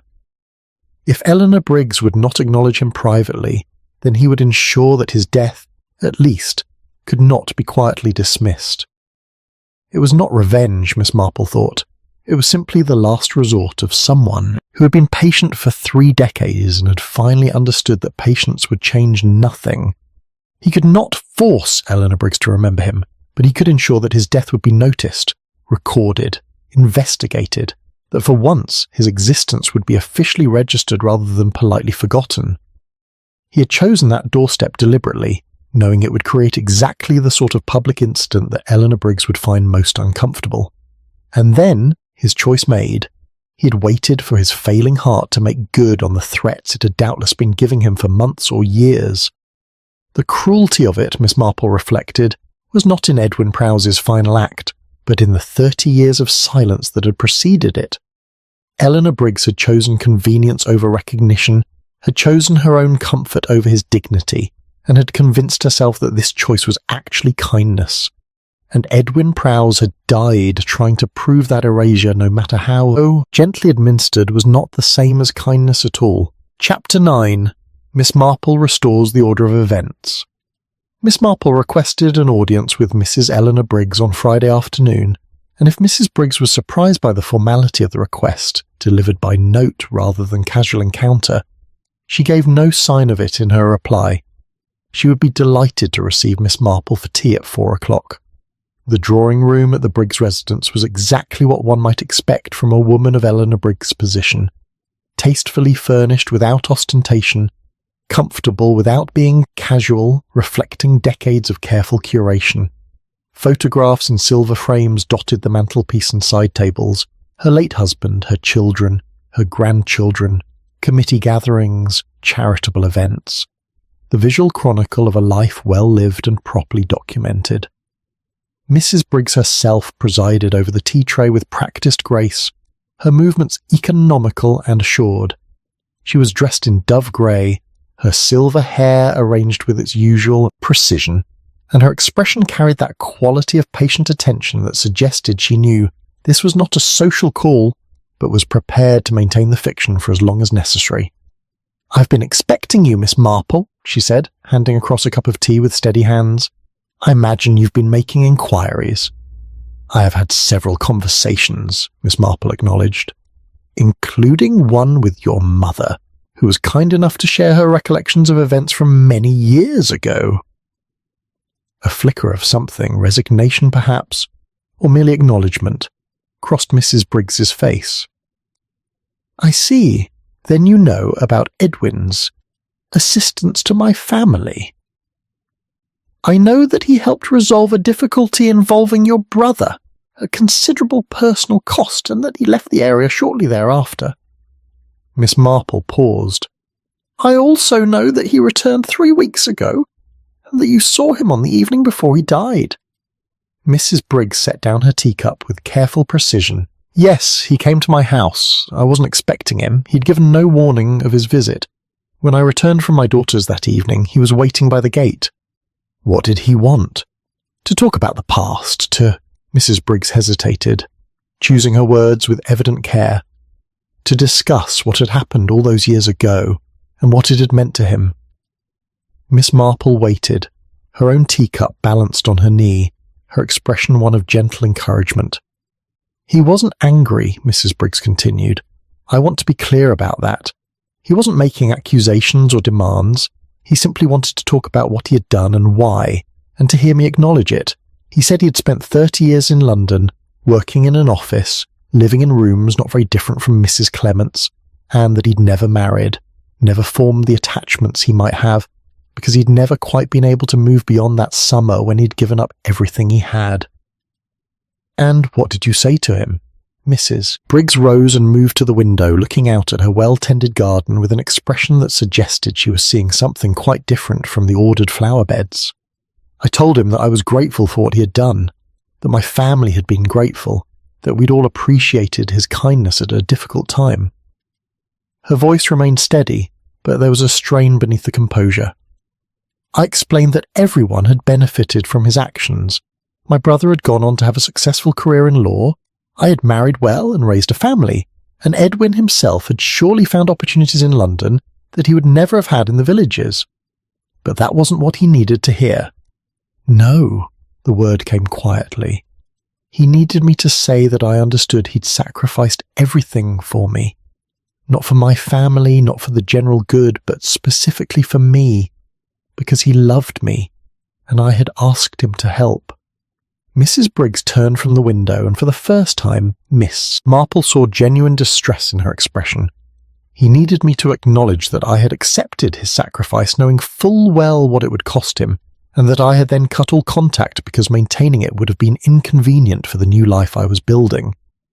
And you couldn't give him that acknowledgement. How could I? The question came with surprising force. "Miss Marple, I have lived in this village for 40 years. I've served on every important committee, supported every worthy cause, maintained standards of conduct that younger women find positively antiquated. My reputation is built on consistency, on reliability, on being someone who does the right thing for the right reasons. How could I possibly admit that all of this," she gestured at the room, the photographs, the accumulated evidence of her respectable life, "was made possible because a young man destroyed his prospects out of unrequited love, and I let him?" Miss Marple studied the woman before her, with compassion but without comfort. "So instead, you told him it had all worked out for the best." "I told him the truth as I've come to understand it, that his decision to help my family was his own choice, made freely, that we were all young then and made the decisions that seemed right at the time, that dwelling on the past serves no purpose when everyone has moved forward successfully. Even though Edwin Prowse had not moved forward successfully."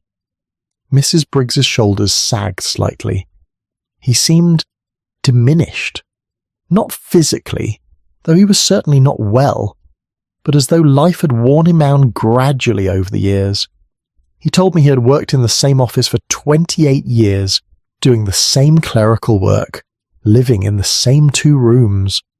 He said he'd thought often about returning to this area, about trying to reconnect with the life he'd left behind, but he'd always convinced himself that enough time hadn't passed, that it would be awkward, that people would prefer not to be reminded. And then his health began to fail. He said his heart had been troubling him for the past year. His doctor had told him it was serious, that he might have months or possibly years, depending on how carefully he managed himself, and he decided that if he was going to return, it had to be now, before it was too late.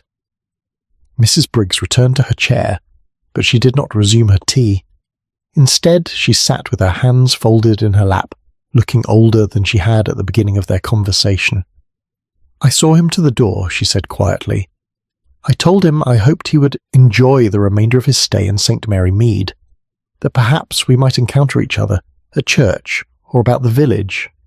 He looked at me very steadily and said, "No, Eleanor, I don't think we will." Then he thanked me for seeing him and walked away. "And you closed the door?" "Yes, I closed the door and went to bed and told myself that the meeting had gone as well as could be expected, that Edwin would return to London in a few days and that would be the end of it, that everyone would move on, as they always do." Miss Marple set down her teacup. But Edwin Prowse had other ideas about how the story should end. When I heard that he'd died on Inspector Slack's doorstep, I knew immediately what he'd done. He'd made sure his death would be noticed, investigated, recorded in official documents. He'd ensured that his presence in St. Mary Mead couldn't be quietly dismissed or forgotten. Mrs. Briggs met Miss Marple's eyes directly. "It was deliberate, wasn't it? His final act of defiance against being erased?" "I believe so, yes." "There will be no charges, of course. Dr. Haydock's verdict was natural causes, and so it was. Edwin's heart failed him, just as his doctor predicted it eventually would. But the timing, the location, those were his choices." "Choices made necessary," Miss Marple said gently, "by the fact that private acknowledgement was denied him." Mrs. Briggs' composure finally cracked, though only slightly. "What would you have had me do, Miss Marple? Stand before the village and announce that my respectable marriage, my charitable work, my entire position in this community was built on another man's sacrifice? That I accepted his help knowing he loved me, and then severed all contact because it was more convenient for me to forget him? I would have had you give him what he asked for, simple recognition, offered privately that he had existed and mattered. You could have acknowledged his sacrifice without making it public. You could have thanked him sincerely without disturbing your present life, but you chose to reframe his actions as ordinary helpfulness, to minimize what he had given up, to insist that everyone had benefited equally from arrangements that cost him everything and cost you nothing." Miss Marple's voice remained gentle, but there was steel beneath the gentleness. "You ask me what I would have had. You do. I would have had you tell the truth, not to the village, but to Edwin Prowse, and perhaps to yourself, that he had loved you, that you had accepted his sacrifice, and that you were genuinely sorry for the life he had lost in the process of protecting yours." The silence that followed was broken only by the ticking of the mantel clock and the distant call of birds in the garden. "I thought I was being kind," Mrs. Briggs said finally, "by not encouraging him to dwell on the past, by suggesting we'd all moved on successfully. I truly believed it was kinder not to acknowledge what he'd given up, because acknowledging it would only make it hurt more. But kindness that serves primarily to protect one's own comfort is not quite the same as genuine kindness, is it?" Miss Marple rose, gathering her gloves and handbag. "Edwin Prowse spent 30 years hoping for recognition that never came, and when he finally sought it directly, you offered him reassurance instead, reassurance that his sacrifice had been his own choice, that it had all worked out well, that there was nothing to regret or remember." She paused at the door, looking back at the woman who sat surrounded by the photographs of her successful, respectable life. "He died asking to be seen, Mrs. Briggs. That was all he wanted, to be seen, to be remembered, to have his existence registered as something more than an inconvenient detail from your past. And because you could not give him that small acknowledgement, he chose a doorstep that would ensure his death could not be overlooked the way his life had been." Miss Marple let herself out, leaving Eleanor Briggs alone with her tea service and her photographs, and the knowledge that sometimes the greatest cruelty is not malicious intent, but the simple refusal to see what someone needs you to see. The afternoon was drawing toward evening as Miss Marple walked home through the quiet village lanes.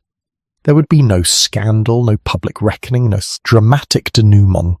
Edwin Prowse's death would remain officially recorded as heart failure brought on by natural causes. Eleanor Briggs would continue her charitable work and her committee memberships, her reputation intact. But Miss Marple had restored the order of events, had placed them in their proper sequence and given them their true names. Not publicly, that would serve no purpose, but clearly enough that Eleanor Briggs would have to live with the understanding of what she had chosen and what that choice had cost. It wasn't justice in any legal sense. But it was, Miss Marple reflected, perhaps the only justice that Edwin Prowse would ever receive. Someone, at last, seeing the full truth of what had happened and refusing to pretend otherwise. Chapter 10. After the doorstep was forgotten. Spring moved towards summer with its customary gradual transformation, and St. Mary Mead settled back into the rhythms that had governed village life long before Edwin Prowse's return, and would continue long after his name had faded from common conversation. The daffodils gave way to tulips, the early roses began to show their colour, and the talk in shops and along the lanes turned to the upcoming church fete and the various small dramas of ordinary life. Miss Marple, working in her garden on a mild afternoon some 3 weeks after her conversation with Mrs. Briggs, reflected on how efficiently villages absorb disruption and return to their preferred state of equilibrium. It was, she supposed, a necessary survival mechanism. Communities could not function if they dwelt perpetually on uncomfortable truths or allowed every disturbance to reshape their fundamental patterns. Inspector Slack's doorstep had been scrubbed clean within days of the incident, and the inspector himself had resumed his usual air of gruff competence, no longer troubled by the brief inconvenience of having a corpse delivered to his threshold. The official paperwork had been completed, the verdict recorded, and the matter filed away with all the other minor incidents that comprised the administrative history of rural law enforcement. Mrs. Clement had let her front rooms to a retired schoolmaster and his wife, pleasant people who took their meals punctually and caused no difficulty. The rooms that Edwin Prowse had occupied for 3 weeks showed no trace of his habitation, having been thoroughly cleaned and repapered in a cheerful yellow pattern that suggested fresh beginnings rather than melancholy endings. Even the library had returned to its normal circulation patterns, with no one requesting local histories or old parish records. Miss Trimble, the librarian, mentioned to Miss Marple that it was a relief to have things back to normal, by which she meant that the present was once again comfortably isolated from any inconvenient examination of the past. Only a few traces of Edwin Prowse's visit remained visible to those who knew where to look. There was a modest notice in the county newspaper recording his death, and noting that he had been employed for many years by a London firm of importers. No family was mentioned, no particular accomplishments cited. It was the sort of obituary that recorded a life without quite suggesting that the life had mattered. Miss Marple had clipped the notice and placed it in her desk drawer, though she could not have said precisely why. Perhaps it was simply to ensure that somewhere someone had kept a record that acknowledged Edwin Prowse had existed, even if that acknowledgement was only a few lines in a newspaper and a small piece of paper in an elderly lady's desk. Mrs. Eleanor Briggs continued her various charitable activities with her usual efficiency. She chaired the church fete committee meeting with her customary authority, organised the Fower Rota with her accustomed precision, and maintained her position as one of the village's most respected figures. To outward appearances, nothing had changed. But Miss Marple, observing her during the Sunday service, noticed certain small alterations that suggested the conversation in her drawing room had left its mark. Mrs. Briggs's expression, always composed, now carried a quality of careful maintenance, as though the composure required conscious effort rather than arriving naturally. She was quicker to excuse herself from lingering conversations after church, more inclined to delegate tasks to other committee members, less certain in her pronouncements on matters that would once have received her confident judgment. It was not guilt, precisely. Miss Marple doubted that Eleanor Briggs was capable of the sort of wholesale self-examination that might produce genuine remorse, but it was perhaps the beginning of an uncomfortable awareness that the comfortable narrative one tells oneself about the past might not be the only narrative, and that other people might have experienced the same events quite differently. Young Tom Briggs, home from university for the spring holiday, sought out Miss Marple one afternoon as she was deadheading roses near her front gate. He had the slightly awkward manner of someone who wished to ask a question, but wasn't entirely certain he had the right to do so. "Miss Marple," he said, after the usual pleasantries had been exchanged, "I wanted to thank you for whatever you said to Grandmother. She's been different since your visit. More thoughtful, I suppose, less certain that her way of seeing things is the only way. I merely pointed out certain facts that she had perhaps preferred not to examine too closely," Miss Marple said mildly. "Whether that produces any lasting change is entirely up to your grandmother. She told me about Mr. Prowse, about what he did for our family all those years ago, and about her conversation with him the night before he died." Tom's expression was troubled. "I don't quite know what to do with that information. On one hand, she's my grandmother, and I love her. On the other hand, what she did, or rather what she didn't do, seems rather cruel." Miss Marple set down her secateurs and gave the young man her full attention. "Your grandmother is not a cruel person, Tom. She's simply someone who learned early in life that respectability requires certain sacrifices, and that the easiest sacrifices are those made by other people. She convinced herself that forgetting Edwin Prowse was actually a kindness to him, when in fact it was primarily a convenience to herself." "Is that common, that sort of selective memory?" "Extremely common. Most people construct narratives about their lives that place their own actions in the most favourable light possible. Your grandmother is unusual only in that her narrative has been malures von Dmicken, which most people manage to avoid." Miss Marple picked up her secateurs again, snipping at a wilted bloom. "The question for you is not whether to judge her harshly, but whether to learn from her example. We all make choices that serve our own interests while convincing ourselves we are acting from higher motives. The difference between wisdom and self-deception lies in our willingness to recognize when we're doing so." Tom nodded slowly. "I think I understand. Thank you, Miss Marple." After he had gone, Miss Marple returned to her roses, thinking about the different forms that memory could take. There was official memory recorded in documents and newspapers. There was village memory, shaped by collective agreement and edited for convenience. There was private memory, polished by repetition until it bore only a passing resemblance to actual events. And there was true memory, which acknowledged both what had happened and what it had meant without the comforting distortions of self-justification. Edwin Prowse had died seeking the acknowledgement that true memory required, the simple recognition that he had existed, that he had mattered, that his sacrifice had not been merely a convenient fiction, but a real loss with real consequences.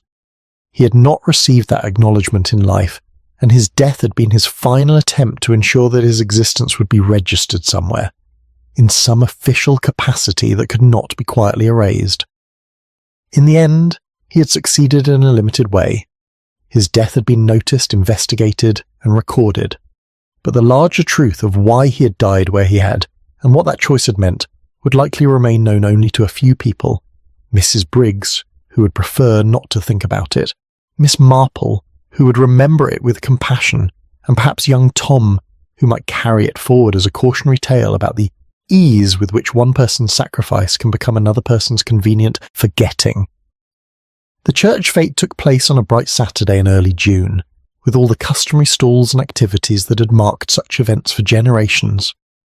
Mrs. Briggs presided over the tea tent with her usual gracious efficiency, though Miss Marple noticed that she had delegated the actual pouring of tea to younger volunteers, while she attended to the less visible work of managing supplies and coordinating schedules. It was a small change, perhaps, but it suggested a woman who had begun to question whether being at the centre of every activity was quite as essential as she had always believed. Whether this represented genuine growth or merely a tactical retreat from scrutiny, Miss Marple could not yet determine. Time would tell, as it usually did. The vicar, making his rounds of the various stalls, paused to speak with Miss Marple as she examined the bookstall's offerings. "A successful event, I think," he said cheerfully. Though of course we miss having Inspector slack in his usual jovial mood. He's been rather subdued since that unfortunate business with Mr. Prowse. I don't think he cares for having his doorstep associated with death, even when the death was entirely natural. Quite understandable, Miss Marple murmured. Still, it's all settled now and we can return to normal. That's the great blessing of village life, isn't it? The ability to absorb the occasional disruption and carry on. Miss Marple agreed that it was indeed a blessing, though she reflected privately that the ease with which disruptions were absorbed sometimes came at the cost of understanding what those disruptions had been trying to communicate. Villages were very good at carrying on. They were considerably less good at pausing to examine whether what they were carrying on with was entirely as it should be. As the afternoon wore on and the fate wound down, Miss Marple found herself sitting on a bench near the church, watching the volunteers pack away the unsold goods and count the day's takings. The scene was peaceful, familiar, reassuring, exactly the sort of English village tableau that suggested all was right with the world. But Miss Marple had lived long enough to know that such tableau often concealed complicated truths, and that the price of maintaining their peaceful surfaces was often paid by people whose names never appeared in the official record of events. People like Edwin Prowse, who had given up their own prospects so that others might flourish, and who had then been quietly erased from the stories that those others told about their success. She thought about Inspector Slack's doorstep, scrubbed clean now, with no trace remaining of the man who had chosen to die there. In a year or two, perhaps even in a few months, no one would remember exactly where